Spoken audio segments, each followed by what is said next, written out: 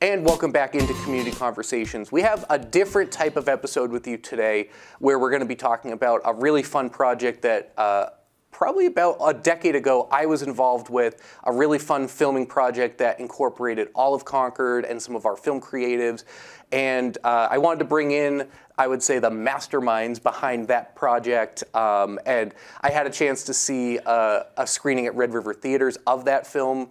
It's called Granite Orpheus. I have a lot of fond memories. And I think Concord residents are going to really love learning about this project, or if you've heard about it, we're going to have some updates for you. So with that said, we have John Hession and Rick Broussard. I say the masterminds behind Granite Orpheus. I don't know if you have official titles. I can't recall on the project. So if you could just quick introduce yourselves, and if you can weave in sort of where did the origins of Granite Orpheus come from, and the two of you getting together on this project. If you can kind of weave those two things together here. Well, we've been splitting the director-producer credit. Okay. Because we both worked really hard. Rick was responsible for mining the original film, which was by Jean Cocteau. It's a 1950 Orpheus, and coming up with the structure of the film. And I put together a camera crew, and eventually Rick led me to you. Yep. And Sean. And this was 2015 or 14, 15, 16, somewhere in that ballpark. Yeah. Yeah, it took us. We spent a year on principal photography, and that bled into a second year. And when he says a year, he means 9 days. Yeah, So but principal spread out photography. over. Yeah, but spread out over that. Yeah. right. So I'll assume folks are familiar with the mythology story of Orpheus.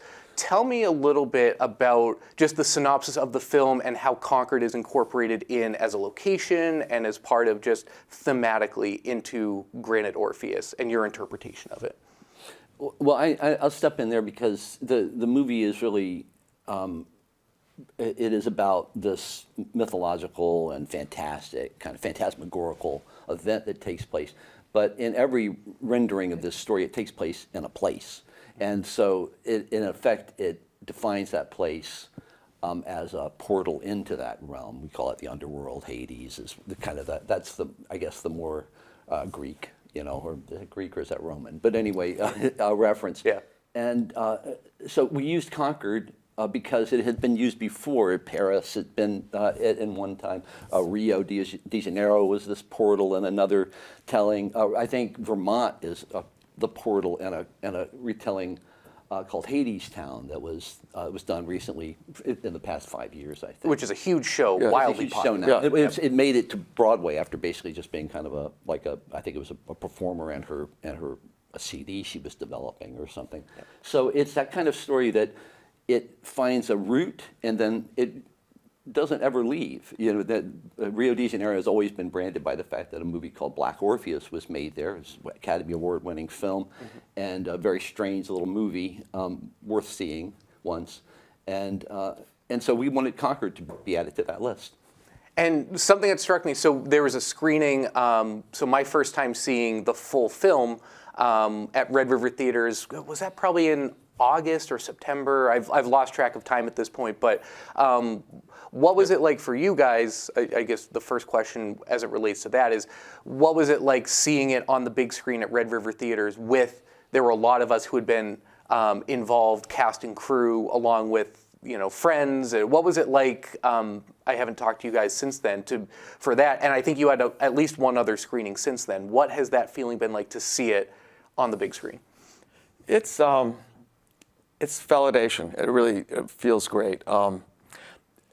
I was very nervous when we did the cast and crew screening at Red River because you never know how other people are going to react to your creative efforts, but people seem to really enjoy it, and that, and to me, just unlike most movies, this one is a stretch. I mean, it's not like we did a comedy and you see people laugh, or if it's a horror movie and people are adequately terrified or disgusted or whatever you're going for with a horror movie. We're not really sure what we were going for with this. When we first started, I think I threw out the idea, let's make a pretentious art film in Concord. So that's kind of what we were going for, was a pretentious art film. And that was assuming that we would have to pretend to make it, but the truth is it came very naturally. I mean, it was we had incredible talent that we found all around. We Yeah, knew a lot of people. The people that we knew attracted other people. John has great chops and equipment. He's got the know-how to kind of make things happen efficiently, and he planned it all out in advance. So we created this sort of a, I don't know, like a petri dish in which something could grow and develop, and it just turned into a really fascinating, I guess, Yeah. petri dish. It would be a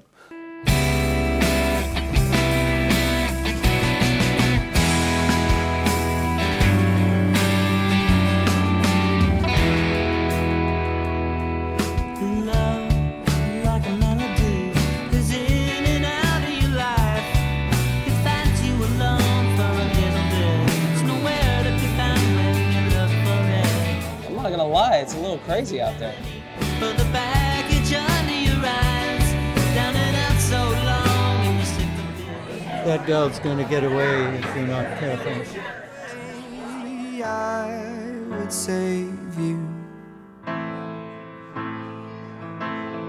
I would save you. I would save you. I would save you.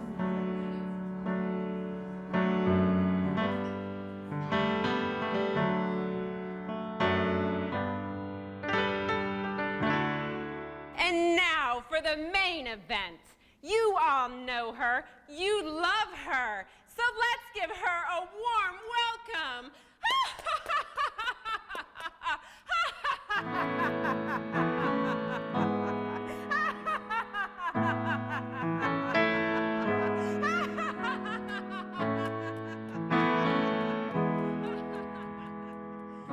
I would stop time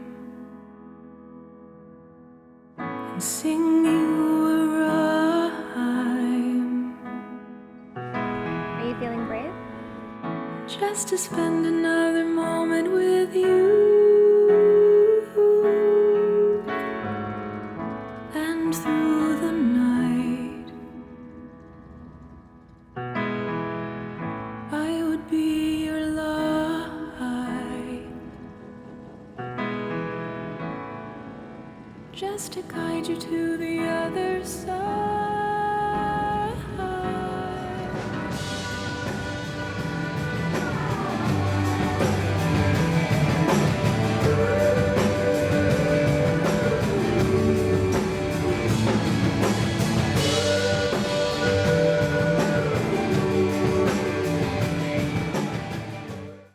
What I love is it's such a great collection of notable people. I've been in the Concord area for a while, and so people that I either at the time knew or have gotten to know even after the filming of Granite Orpheus. You had Brian Halperin, who's well known in the local theater community. You had Brian Waldron, who had a very, I think, great kind of like comedic buddy role in the film. And anyone who knows Brian, who I think is in Florida now, but was well known for his sense of humor, his musical chops.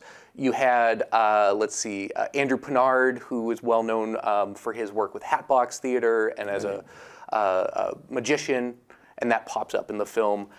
We had Kevin Flynn, who is fantastic, and he, in my opinion, stole the show a little bit with some of his, the campfire scene and some of his work. The balloon scene. Balloon guy, Balloon guy, I think, got one of the biggest laughs at Red River Theaters that night, too. $5. $5 for balloon? Yeah. $5?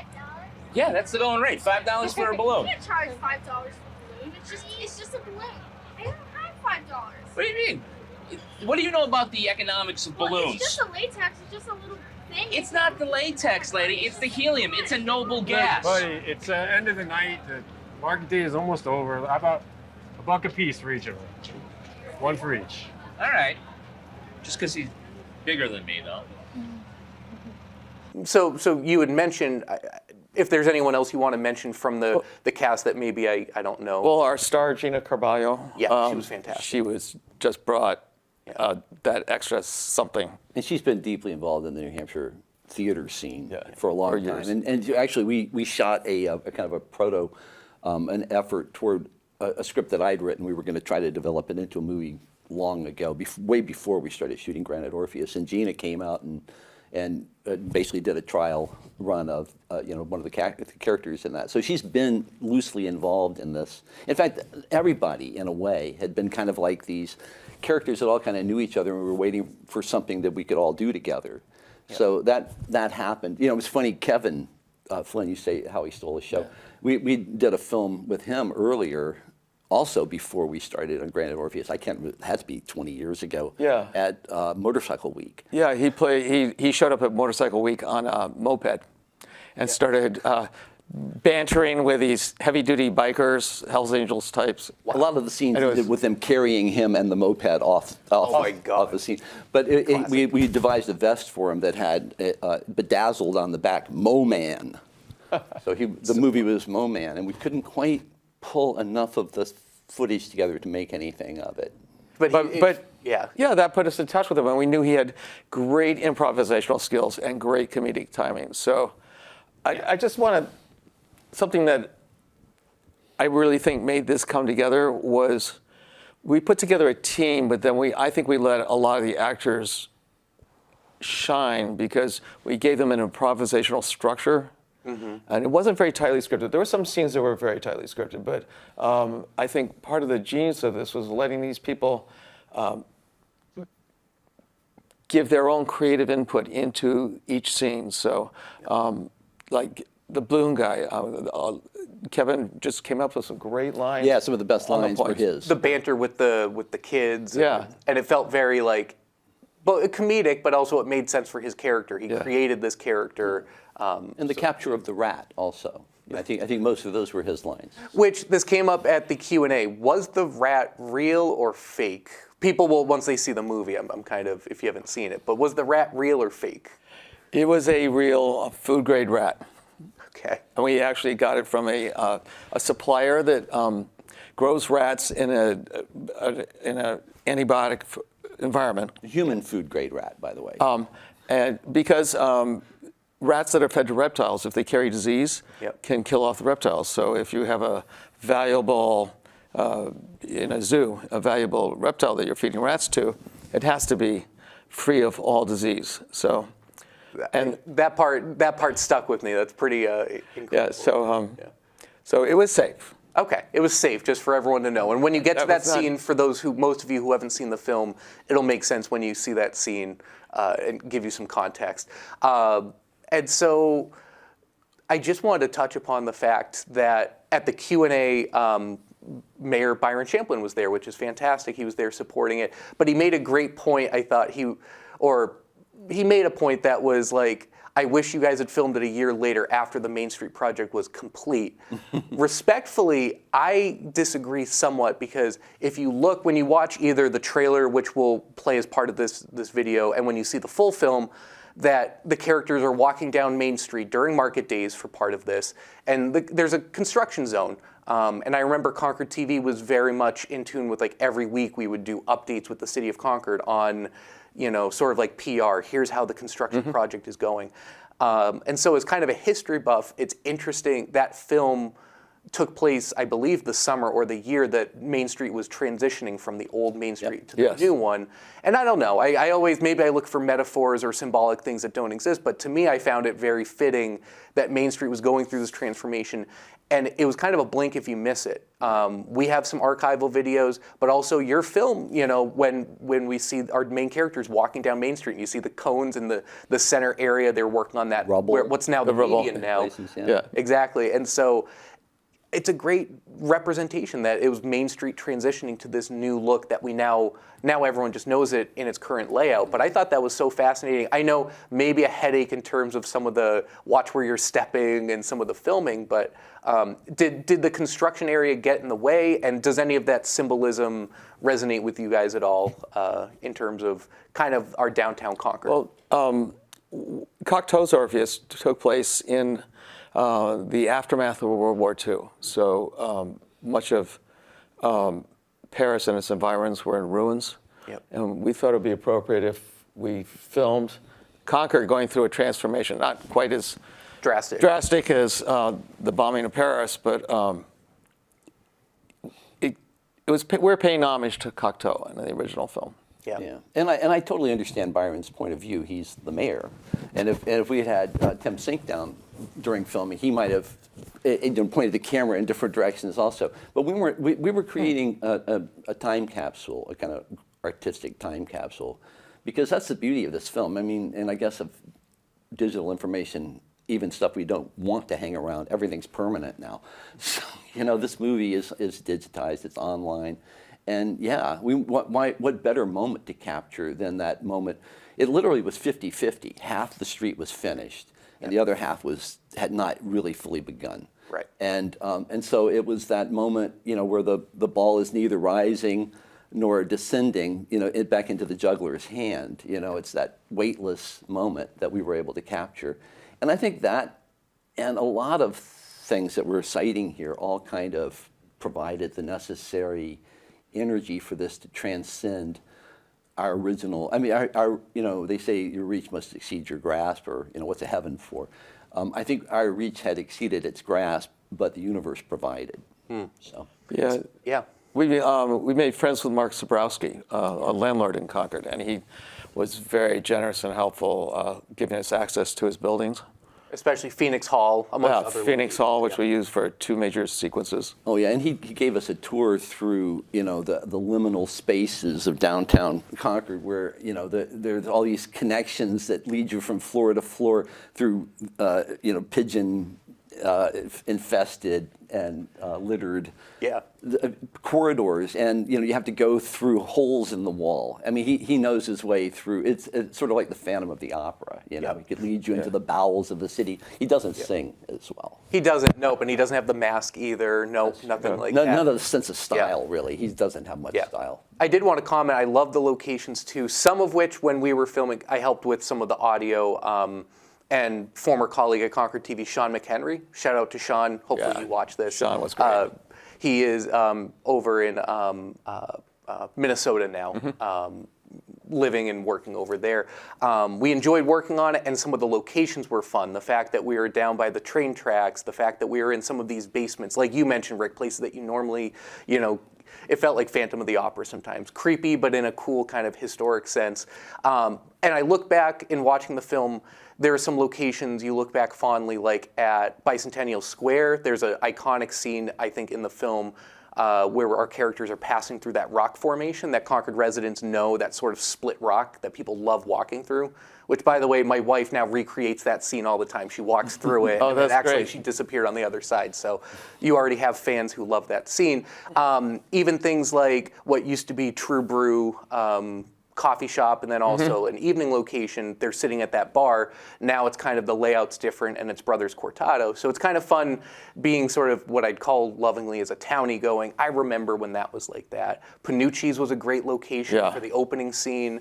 What were some of the locations that stood out to you guys? Well, the elephant in the room is Market Days. I mean, that was the inspiration for filming when we did. Yep. The Black Orpheus was shot during Carnival in Rio. So we're paying homage to both films. Right. Yeah.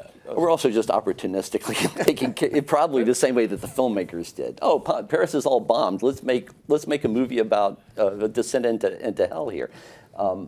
So yes, Market Days was the event that spurred the whole thing. We knew we'd have 3 days with plenty of extras, color, music. Yeah, crowd scenes. Yeah,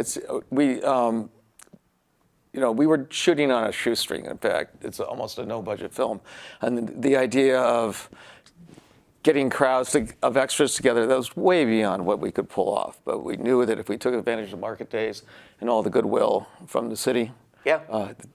And Market Days, put together by In Town Concord, I'm sure appreciates the reference and the shout out, because that's another long-standing Concord tradition. Used to be called Downtown Bargain Days, Old-Fashioned Bargain Days, became Market Days. There's a rich history to that event as well, which is a big part of Concord. I do want to pivot to asking you guys about something that struck me as interesting that you could elaborate on is there was at least one additional scene, maybe two technically, that were filmed in either late 2024 or 2025. Is that correct? And could you tell us about how that came to be and came together?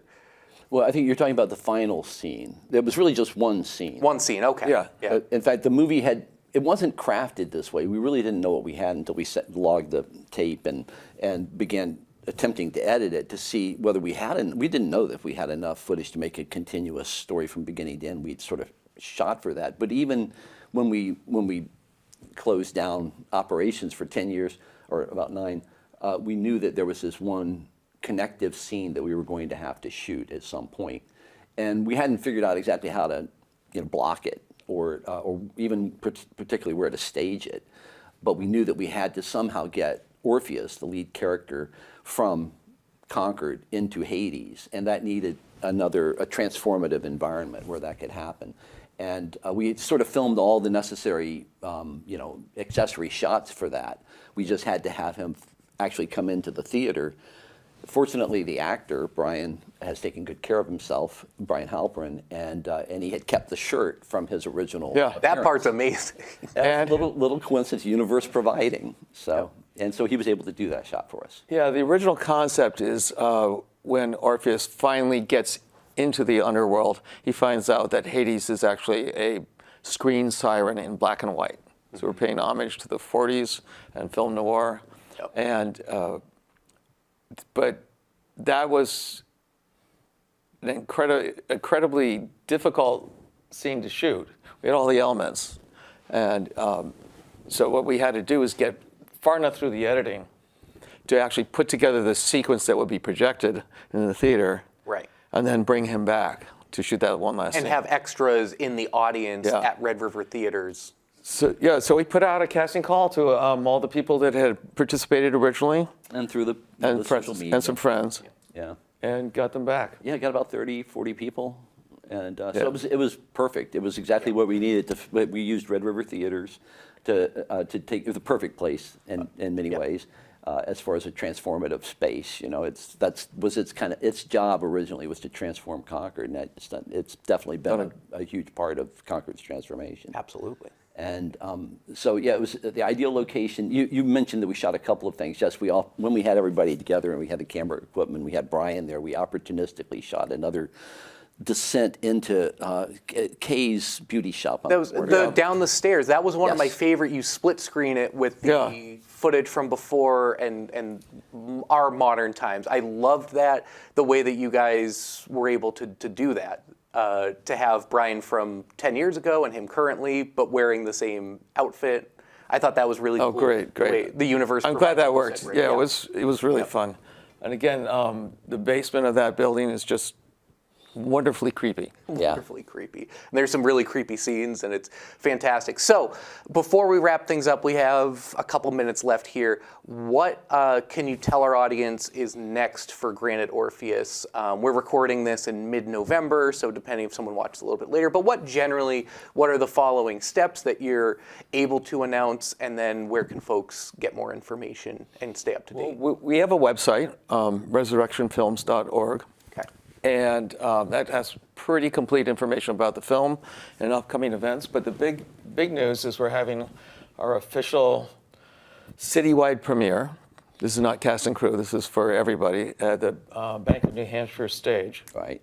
On January 24th. Correct. Saturday evening at 7 p.m.